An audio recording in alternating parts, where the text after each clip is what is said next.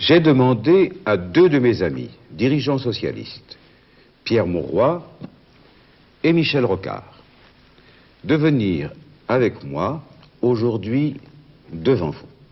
Et c'est Christine Cotin, journaliste à l'hebdomadaire L'Unité, qui posera à chacun les questions. Pierre Mauroy, vous arrivez des Antilles. Quelle impression rapportez-vous des contacts que vous avez eus dans ces îles si éloignées et qui pourtant nous sont si proches? Oui, je me suis rendu comme porte-parole de François Mitterrand, en Guyane, en Martinique, en Guadeloupe. J'ai eu là-bas de nombreux contacts et j'ai tenu plusieurs meetings à Cayenne, à Fort-de-France, à Basse-Terre et aux Abîmes, près de Pointe-à-Pitre, avec une participation nombreuse d'ailleurs.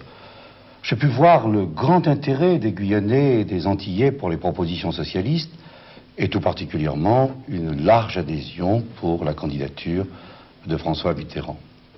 Les Guyanais et les Antillais veulent le changement. Ils subissent plus fortement encore qu'en métropole les conséquences catastrophiques du bilan de M. Giscard d'Estaing, tant sur le plan économique que sur le plan social.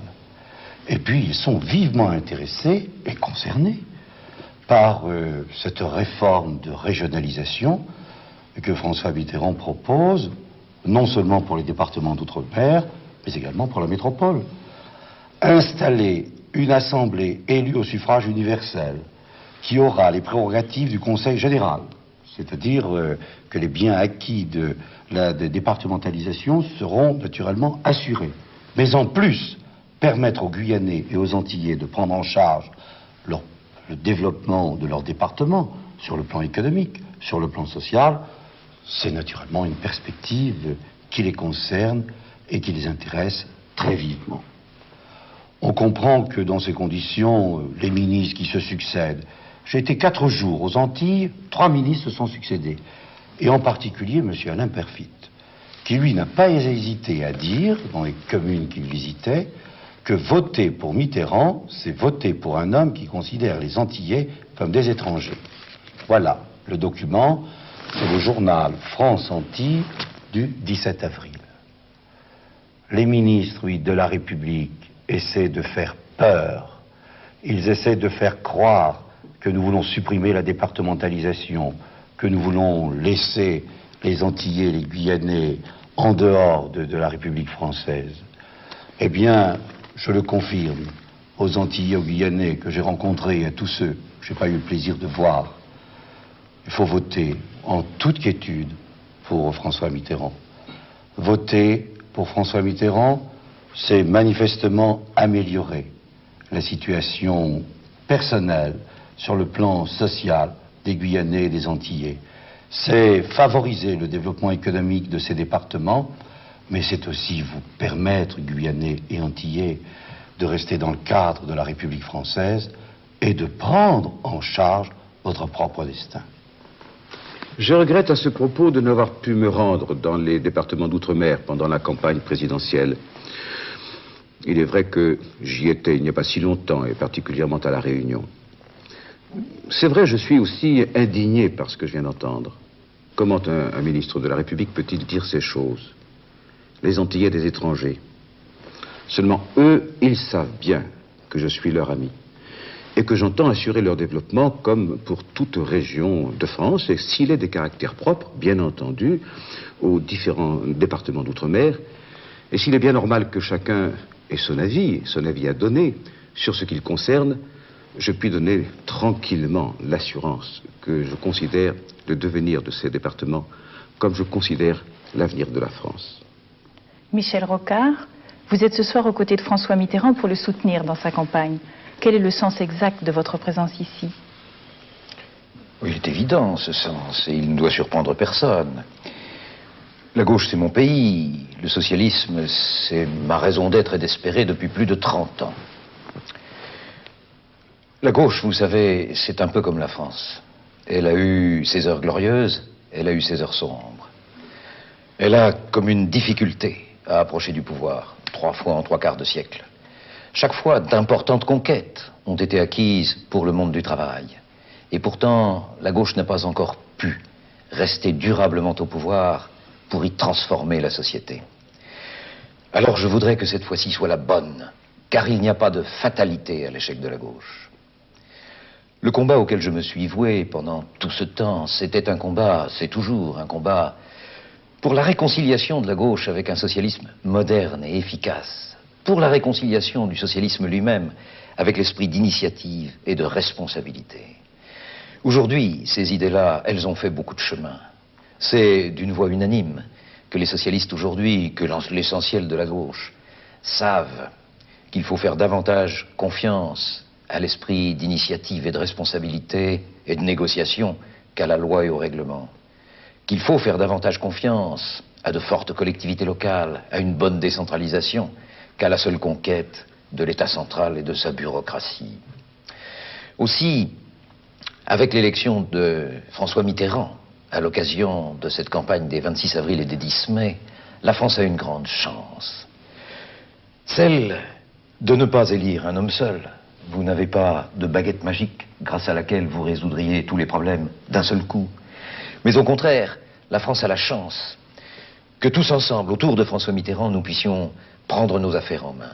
Régler le problème de l'emploi, c'est en prendre les moyens au niveau régional. Régler les inégalités dans ce pays, c'est les traiter là où elles naissent, et pas seulement depuis un gouvernement parisien. Voilà les enjeux. Ces enjeux, c'est au fond de faire de notre pays un pays plus juste, plus libre, plus souriant. Et je vous propose ce choix, avec toute la conviction d'un homme qui a fait le sien librement. Je suis ici sans négociation, sans accord, sans autre attache que celle qui fait tout simplement de moi un socialiste. Michel Rocard, depuis 3 mois, vous avez passé beaucoup de votre temps sur les routes à sillonner la France pour expliquer les thèmes de la campagne de François Mitterrand. À 3 jours du premier tour, pouvez-vous nous rappeler ce qui vous semble essentiel? Oui, on le découvre en voyant la France vivre dans chaque endroit, qu'il s'agisse des paysans, des ostréiculteurs, des mineurs, des commerçants, des artisans, partout. Le problème qui est vécu, c'est moins une attente de ce qui se passera au niveau du gouvernement que l'anxiété de savoir si ces changements inévitables, on va les subir ou les contrôler. Avec Giscard d'Estaing, nous sommes assurés que la France continuera à subir l'inévitable changement. Avec François Mitterrand, la chance est là, devant nous, de le contrôler. Je voudrais prendre un exemple. L'ordinateur, cette fantastique petite machine, elle peut apporter un bien-être considérable à l'humanité, même et surtout en matière d'emploi, mais à condition que les changements qu'elle apporte soient maîtrisés. Aujourd'hui, on n'en voit que le chômage et le fichage policier. Voilà ce que c'est. Il faut contrôler le changement. Pour cela, 4 grandes orientations s'imposent. Rendre à la France sa place dans le monde. Cela appelle une politique étrangère claire. La France défend les droits de l'homme. Cela doit être su à Moscou comme à Washington. La France n'admet pas que sa présence dans l'Alliance Atlantique soit une manière de continuer à couvrir la surexploitation du tiers-monde par les États-Unis. La France doit contribuer, doit prendre et peut prendre l'initiative d'une relance européenne pour que cette Europe ne soit plus une zone de marchandage, mais un rassemblement de volonté pour construire l'avenir. Le tiers-monde attend de nous une politique beaucoup plus généreuse. Elle est possible. Il faut une France plus forte aussi. Plus forte, c'est-à-dire plus capable d'utiliser tous ses talents, toutes ses richesses, toutes ses compétences.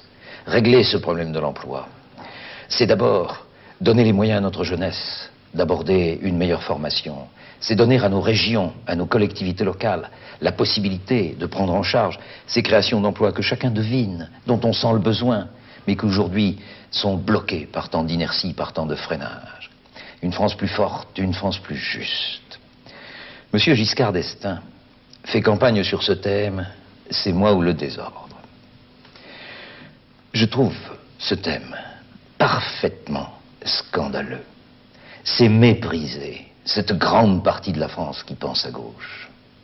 Et on ne rassemble pas un pays que l'on a contribué à diviser. François Mitterrand peut être le candidat du rassemblement, parce qu'il appelle toutes les volontés à s'unir. Mais il n'y faut pas seulement la volonté politique. La France sera un pays rassemblé si elle met fin aux graves inégalités qui la ravagent. Inégalités sociales, inégalités régionales, inégalités professionnelles. Tout cela doit être réglé, comme doit être réglé le problème du revenu agricole, comme doit être réglé le fait que nos services publics améliorés doivent être au service de la totalité de la population dans de meilleures conditions. Et puis la France, enfin, doit ouvrir les portes de l'avenir. Allons-nous rester un pays qui n'offre aucune perspective à sa jeunesse? Allons-nous rester un pays où le travail harassant, de plus en plus anonyme, nous permet seulement de consommer le week-end le même maigre argent gagné pendant la semaine? On peut retrouver la joie, le sport, le rythme, le chant, le mime, l'art dramatique, la fête. On peut le retrouver dans un pays plus souriant parce que plus égalitaire. C'est rien moins que tout cela, l'enjeu de l'élection des 26 avril et 10 mai. Tout cela, grâce à vous tous, grâce à nous tous, autour et derrière François Mitterrand. Vous avez entendu Michel Rocard et Pierre Mauroy. Et c'est une des tâches dont je m'honore que d'avoir pu, avec eux, avec d'autres, faire du socialisme la première force politique du pays. Ensemble, nous sommes prêts à gouverner.